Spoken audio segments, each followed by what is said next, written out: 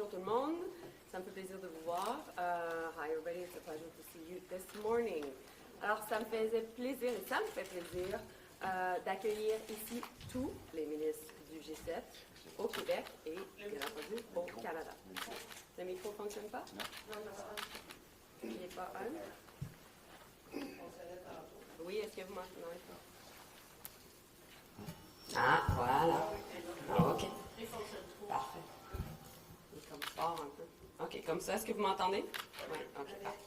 OK, parfait. Alors, ça me fait plaisir de vous voir aujourd'hui. It's a pleasure to see all of you today. Ça me fait également plaisir de recevoir tous les ministres du G7 ici, au Québec, au Canada, bien entendu. Nous avons travaillé ensemble, nous avons eu de bonnes conversations et je peux vous dire que nous avons une forte unité au sein du G7 sur tous les sujets qui ont été discutés.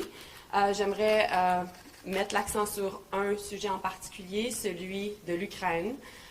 Nous soutenons la proposition américaine d'un cessez-le-feu qui est soutenue, bien entendu, par les Ukrainiens.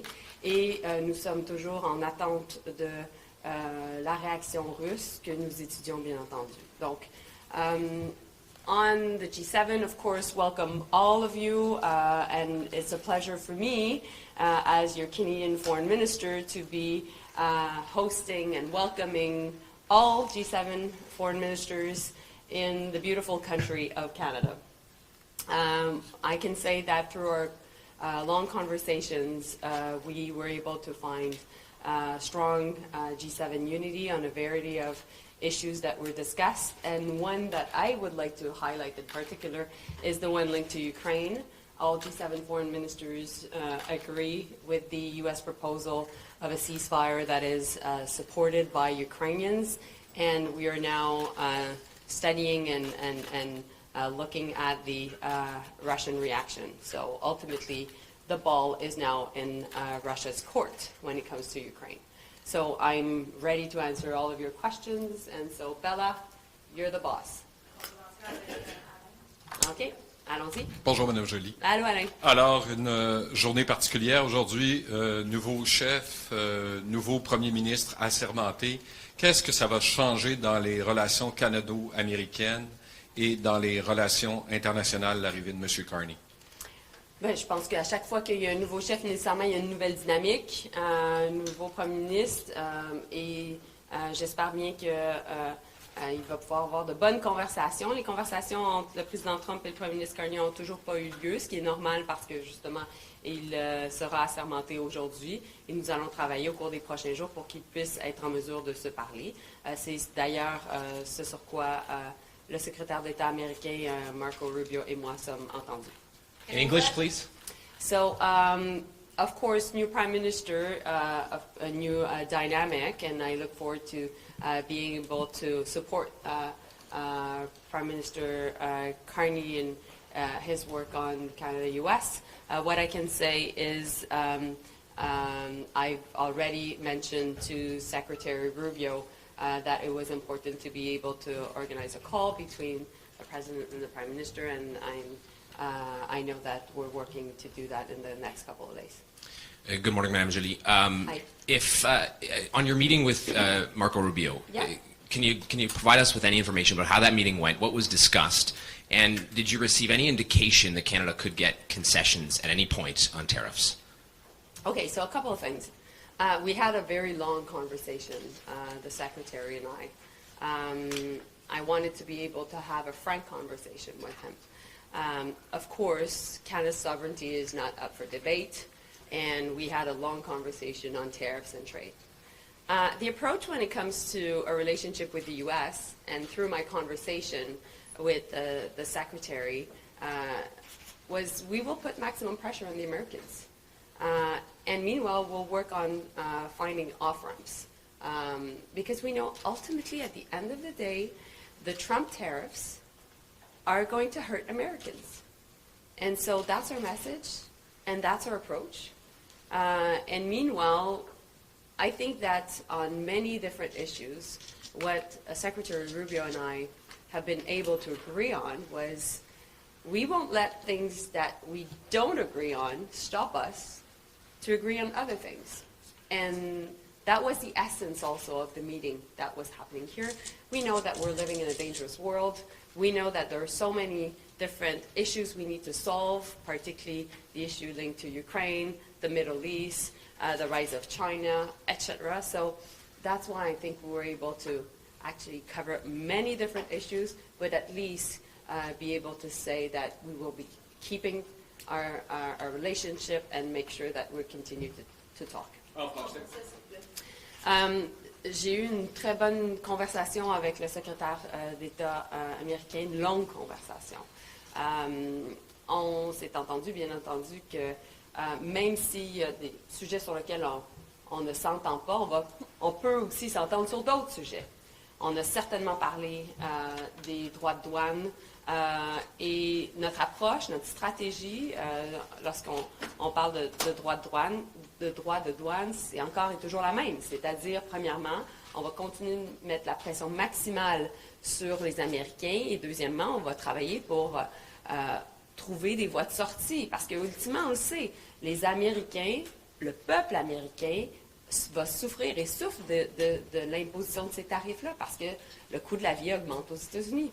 Donc, bien entendu, la question de la souveraineté du Canada n'a pas été débattue et au final, on a été capable d'avoir une conversation sur les questions liées au commerce international, mais aussi sur l'Ukraine, le Moyen-Orient, plusieurs autres sujets qui sont si importants alors qu'on sait qu'on vit maintenant dans un monde beaucoup plus dangereux. Bonjour, Madame Joly. Oui, je pense que ça va. Juste pour précision, vous dites que la question de la souveraineté n'a pas été débattue. Ça veut dire que vous n'en avez pas parlé du tout.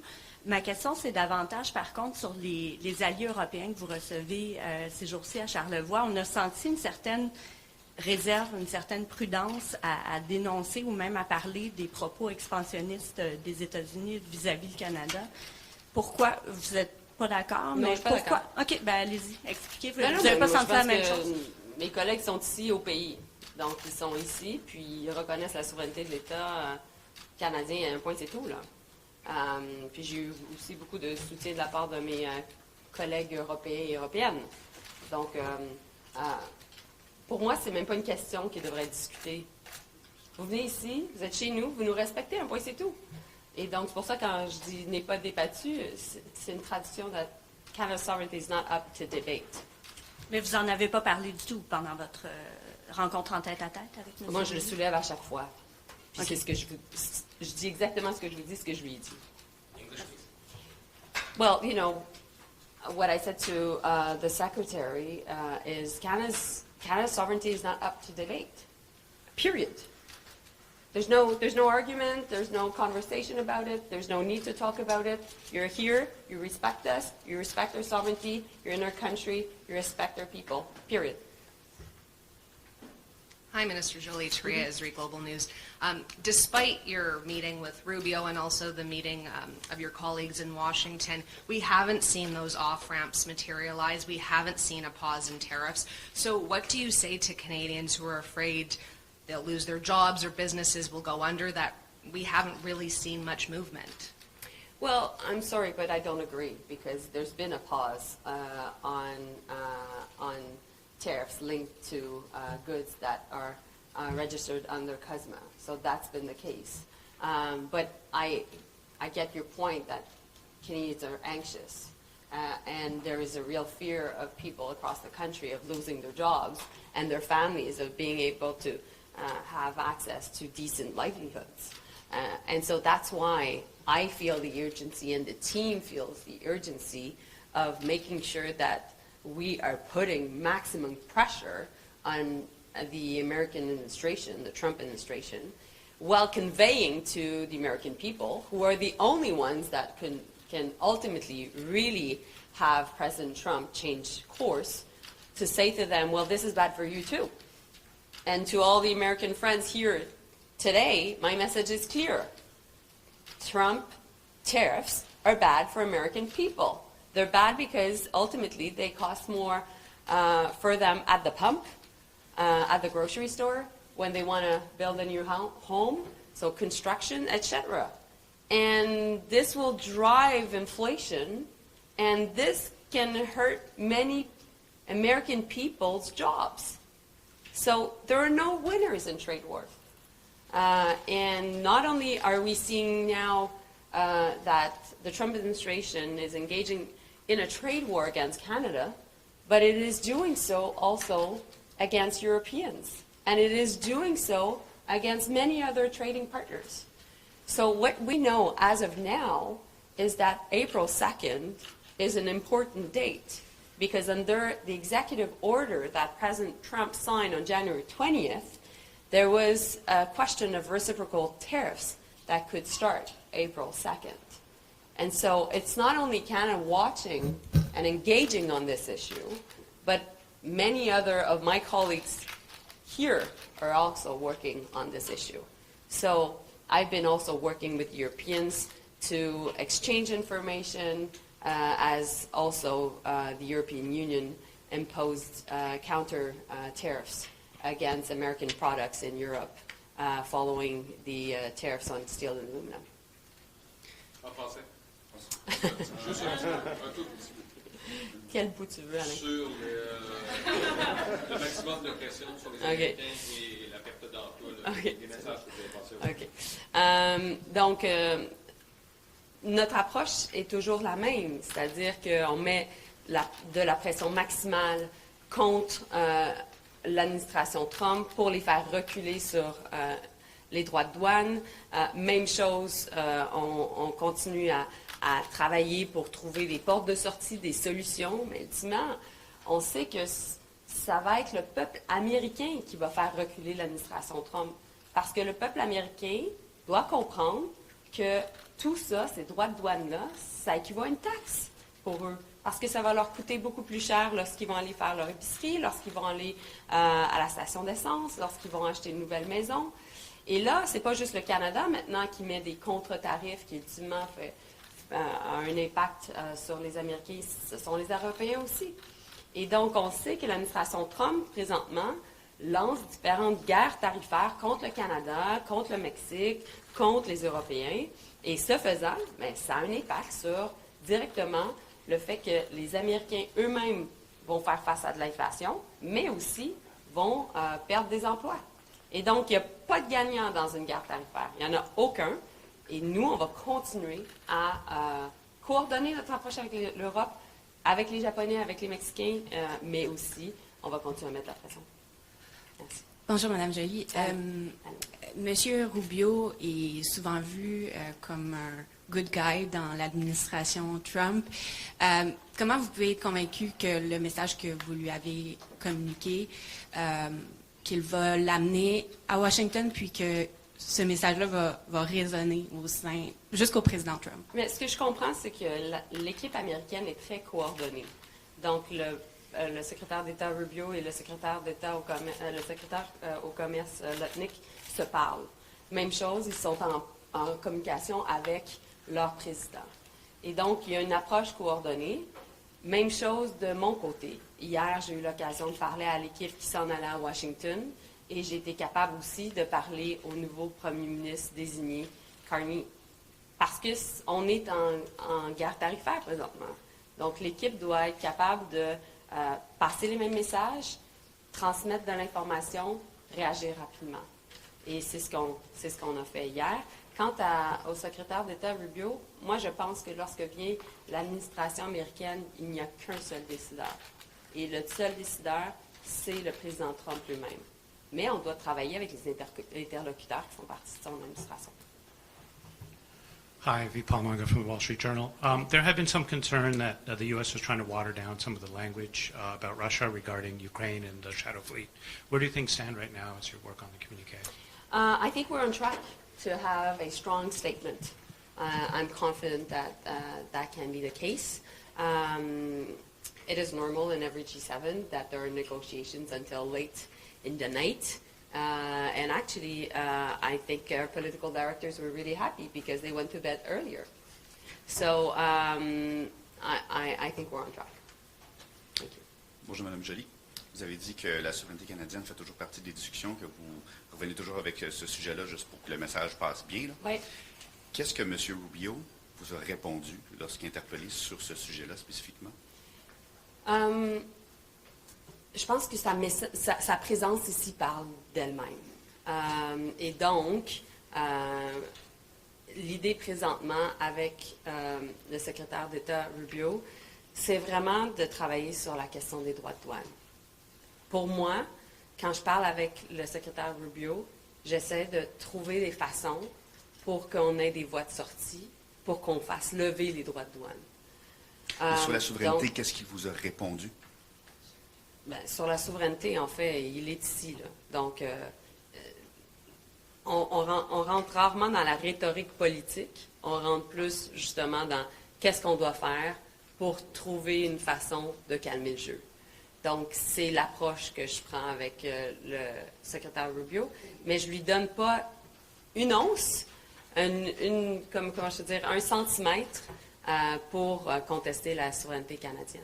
C'est ça ma stratégie avec lui. Parce que, comme je vous disais, elle n'est pas débattue. Elle n'est pas en question. Elle devrait même pas, comment je peux dire, elle devrait même pas être sur les sujets. Un point, être sur la table, pardon, dans les sujets discutés. Marie-Josée Paquette-Comeau de Radio-Canada, vous dites que ça ne devrait pas être un sujet sur la table, mais même encore hier, Donald Trump, à partir de la Maison-Blanche, a ramené l'idée d'annexion du Canada. Il y a des alliés ici. Vous dites que leur présence parle d'elle-même, mais est-ce que vous vous attendez à ce qu'il y ait un peu plus de solidarité et un réel, disons, une réelle prise de parole pour la souveraineté du Canada? C'est drôle parce que hier soir, je parlais avec mes collègues. Il y a plusieurs des collègues qui pensaient encore que c'était une blague. Donc, ils sont surpris de la part des questions de la part des médias canadiens et des gens au pays, comme quoi, justement, il y a cette anxiété-là par rapport à notre souveraineté. Parce qu'eux-mêmes ne la questionnent pas. Ils sont ici, ils viennent au G7, le Canada est en charge, on est dans un pays souverain, on est un peuple fier, etc. Et donc, on avait une conversation hier, puis il me disait, Mélanie, il y a vraiment cette anxiété-là, c'est sérieux. Oui, c'est sérieux. Donc, je pense que vous pouvez leur poser encore la question aujourd'hui. Could you repeat the part about them being it's a joke in English? Yeah, I think many of my colleagues coming here thought that this issue was still a joke. And that, this had to be taken in a humorous way. But I've said to them, this is not a joke. Canadians are anxious. Canadians are proud people, and you are here in a sovereign country. And so, therefore, we don't expect this to be even discussed or clearly not laughed at. And so I think you should ask them that question today. Hi, Minister. Okay. Sorry. Mark Carney is expected to make his first official trip to Europe next Yep. week. What message do you think that sends, that he'll be heading there on his first official trip? And what does coordinating with European countries look like in the face of both U.S. tariffs and U.S. aggression towards Canada? Mm-hmm. Listen, I won't speculate on what will be the agenda of the Prime Minister designate. Today's a big day. It's the swearing-in ceremony, so it's his day. But what I can say to you when it comes to Europe and what I'm doing here with my colleagues is Canada wants to foster new partnerships in the world. We want to be closer to Europe. We want to be closer to Britain, to the UK, as we've been having, of course, just our historic ties and the same head of state.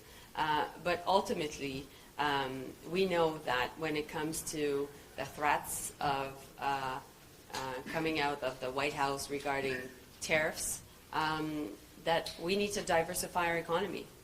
And so that's one thing. But meanwhile,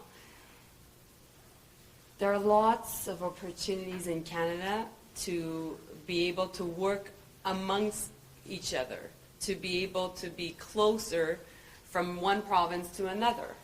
And a lot of our trade has been north-south for a long, long time, but that was not always the case. If you look at our history and why Canada was created, at the time, we created a country because also we didn't want to be part of the United States, but more than that, to make sure ultimately that we would be closer from east to west. And we built the railway, we built infrastructure. So that's what we need to do now. We need to get rid of internal commercial barriers between provinces. We need to make sure that we build more infrastructure, better infrastructure, that we invest in our military. Basically, I could go on and on and on. But there are many things we can do within our country to offset the impacts, the negative impacts of American tariffs against us. Hey, Minister. Nick Taylor-Gazy from Politico. You're heading back to Ottawa, so you've got... You're saying I'm heading back to Ottawa? Yeah, I imagine. After that... Is that a question? When it comes to direct interactions with American counterparts, have you thought beyond that and what the next steps are? So, sorry, what's your question? You're saying I'm going back to Ottawa and then I talk to American counterparts? But I'm saying after that. After that. Well, listen, right now, what time is it, guys? 8:46. At 8:46, I'm the Foreign Minister of Canada, and I can only talk about the present.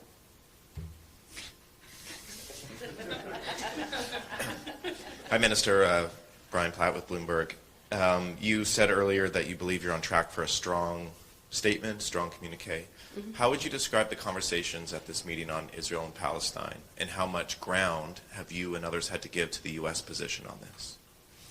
I think that when it comes to different issues, Ukraine, the Middle East, we've had sessions talking about these different issues, subjects, and the goal was to keep strong G7 unity. And we all know that when it comes to the Israel-Gaza issue and the Middle East in general, ultimately we need to make sure that the first phase of the ceasefire holds, and then we get to stage 2, and that holds too. Canada's position is clear. We believe in a two-state solution, period. And I think that you'll see in the statement that ultimately Israelis and Palestinians can only live side by side if we respect their right to self-determination. And I think that there is strong support for that approach. Last question to CBC. Kate McKenna, CBC. Good morning, Minister. I'm wondering, did you ask our allies to speak out against Donald Trump's annexation threat? And yesterday we saw two foreign ministry representatives wearing red and white. I'm wondering how did that come to be? Well, I thought they were it was a great fashion statement. As a woman, I was really happy to see that they were, wearing red and white. And I have really good relationships with my colleagues, my German colleague Annalena Baerbock, who's a dear friend, and also with Kaja Kallas, who's a dear friend too, who's the High Representative for the European Union. I think I've answered a bit that question already because the reaction of my colleagues coming from Europe was really about this absurd threat of annexation. Was really is that a joke? Is that my team is telling me that I should not comment on that because it's a joke. And I was saying, no, it's not a joke. It's not. This is a very serious threat. And you don't mess up with a country's sovereignty. We know that. We've seen that elsewhere in the world. Well, you just don't mess up with our sovereignty. And so you should ask that question to all of them today.